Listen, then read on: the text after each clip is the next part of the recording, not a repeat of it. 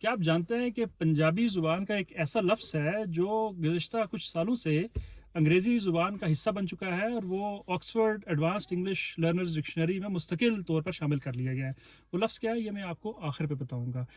لیکن آج ہم ڈیل کریں گے دو اداریوں کے ساتھ۔ پہلا اداریہ میں نے لیا ہے ایکسپریس ٹریبیون سے اور دوسرا ادارہ میں نے لیا ہے ڈون اخبار سے۔ بسم اللہ الرحمن الرحیم، میرا نام ڈاکٹر یاسر عرفات اور میں حاضر ہوں اپنے YouTube channel vantage point zero کے ساتھ۔ آج کا جو پہلا اداریہ ہے اس کا عنوان ہے جینڈر بیسڈ وائلنس اور یہ ایکسپریس ٹریبیون سے لیا گیا ہے۔ اس میں پنجاب جینڈر پیرٹی ڈپارٹمنٹ کی طرف سے ایک رپورٹ شائع ہوئی ہے اور وہ رپورٹ میرے سامنے ہے۔ اس کے مطابق بڑی ہولناک صورتحال ہے۔ اس رپورٹ میں یہ کہا گیا ہے کہ 2022 میں خواتین پر تشدد کے تقریباً 35,000 کیسز رپورٹ ہوئے ہیں۔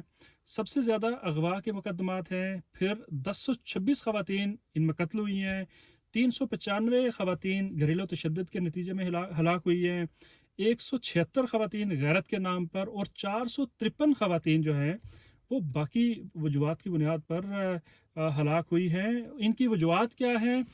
پنجاب جینڈر پیرٹی ڈپارٹمنٹ کی رپورٹ کے مطابق قانون کی عملداری کا نہ ہونا، پیٹریارکل میٹرکس یعنی پدر شاہی یا مردانہ معاشرے کا رواج اور راج، خواتین کو مرد کے برابر نہ سمجھنا بلکہ کمتر سمجھنا، دقیانوسی روایات اور کلچر اور خواتین کے حوالے سے جو عمومی طور پر ہمارے معاشرے کے مجموعی رویے ہیں ان کا منفی ہونا، یہ سب بنیادی وجوہات ہیں۔ سب سے بڑا مسئلہ جسمانی اور جنسی تشدد کے بعد الزامات الٹا خواتین پر لگتے ہیں بجائے مجرموں کو اور ظالموں کو، اور ایسے لوگ جو یہ جرائم کمٹ کرتے ہیں ان کو بلیم کرنے کے عام طور پر خواتین کو بلیم کیا جاتا ہے۔ اور اس میں موٹر وے کا واقعہ حالیہ عرصے میں ہوا ہے، وہ ہمارے سامنے ہے کہ کیسے خواتین کو بلیم کی۔ گھریلو تشدد پر عام طور پر رشتہ دار اور جو ہمسائے ہیں وہ بھی اس پورے واقعے کو میاں بیوی کا مسئلہ قرار دے کر اپنی نظریں پھیر لیتے ہیں۔ نتیجے کے طور پر ہراسمنٹ، تشدد، ظلم اور قتل، اس کے بعد بھی خواتین پر ہی الزام لگتا ہے۔ اس کے علاوہ ہمارے عدالتی اور پولیس کے نظام میں بھی کچھ نقائص ہیں جن کی نشاندہی کی گئی ہے۔ انسٹیٹیوشنل بائسز جو خواتین کی طرف ہیں، جو ہمارے عدالتی نظام میں اور پولیس کے نظام میں ہیں، ان کی وجہ سے بھی خواتین کو بہت سارے مسائل کا سامنا کرنا پڑتا ہے اور انہیں انصاف نہیں ملتا۔ افسوسناک امر یہ ہے کہ جتنے بھی کیسز رجسٹر کیے گئے ان میں سے صرف 4% کیسز میں اس رپورٹ کے مطابق مجرمان کو سزا ہوئی ہے، 96% کیسز میں ایکویٹل ہو گئی ہے یا بریت ہو گئی ہے۔ فیصلہ معاشرے نے کرنا ہے کہ خواتین کو برابر کا انسان کب سمجھنا ہے۔ کیا محض چند جسمانی اعضاء کے فرق سے آپ اپنے تشدد کو جسٹیفائی کر سکتے ہیں؟ یہ ایک بڑا سوال ہے جس کا جواب اس معاشرے نے تلاش کرنا ہے۔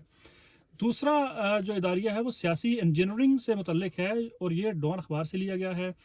ہر الیکشن سے پہلے چند ایک فارمولے ہیں جو ہمارے ہاں ریاست یا اس کے چند ادارے ان پر عمل کرتے ہیں اور پھر ہمیشہ تقریباً ایک جیسے نتائج نکلتے ہیں۔ ہم یہ دیکھتے ہیں کہ 1965 میں سب سے پہلے جنرل ایوب نے فاطمہ جناح کے مقابلے میں جو الیکشن انجینئرنگ کی تھی اور دھاندلی کی تھی، وہ سب سے پہلی اگزامپل تھی آزادی کے بعد۔ اس کے بعد ہم دیکھتے ہیں کہ 1977 میں ذوالفقار علی بھٹو نے بھی اسی طرح سیاسی انجینئرنگ کا مظاہرہ کرتے ہوئے اپنے جو مخالف امیدواران تھے ان کو اغوا کروا لیا تھا، اور اس کے بعد ہم دیکھتے ہیں کہ وہ روبہ زوال ہوئے۔ 1990s اس حوالے سے بڑی دلچسپ دہائی ہے کیونکہ اس میں ہم دیکھتے ہیں کہ 2 دفعہ بے نظیر اور 2 دفعہ نواز شریف کو لایا بھی گیا اور اس کے بعد انہیں نکال باہر بھی کیا گیا۔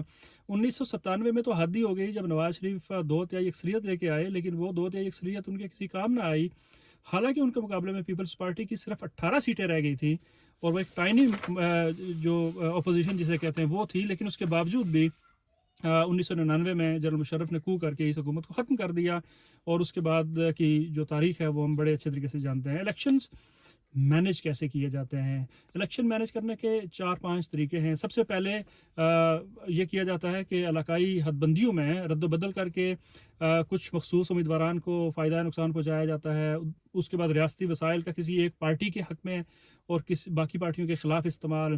اس کے علاوہ ہم دیکھتے ہیں کہ سیاسی احتساب جسے کہتے ہیں، وہ اس کے ذریعے سے بھی لوگوں کو کنٹرول کیا جاتا ہے۔ پھر ہم دیکھتے ہیں کہ میڈیا میں مختلف قسم کے نیریٹیوز بلڈ کیے جاتے ہیں یا مختلف بیانیے فلوٹ کیے جاتے ہیں اور ان کی بنیاد پر بھی الیکشن کو متاثر کیا جاتا ہے۔ ان سب حرکتوں سے جمہوریت مضبوط نہیں ہوئی آج تک، بلکہ 47 سے لے کے آج تک جمہوریت کمزور تر ہی ہوتی گئی ہے۔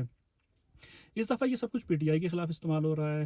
مثلاً پی ٹی آئی کے خلاف 4 مختلف کام کیے جا رہے ہیں جو ان کے خلاف جاتے ہیں. نمبر 1، ان کے کینڈیڈیٹس جو ہیں ان کو کاغذات نامزدگی داخل کرانے میں مشکلات پیش آ رہی ہیں. نمبر 2، پولیس ریڈ کے ذریعے ان کو انٹیمیڈیٹ یا ان کو دباؤ کا نشانہ بنایا جا رہا ہے. تیسرا، ان پر خوف اور دہشت کا پھیلاؤ ان کے حوالے سے کیا جا رہا ہے. اور چوتھے نمبر پر ہر ممکن طریقے سے ان کے ووٹرز کو اور سپورٹرز کو اور پارٹی ورکرز کو سیاسی عمل سے باہر رکھنے کی کوشش کی جا رہی ہے.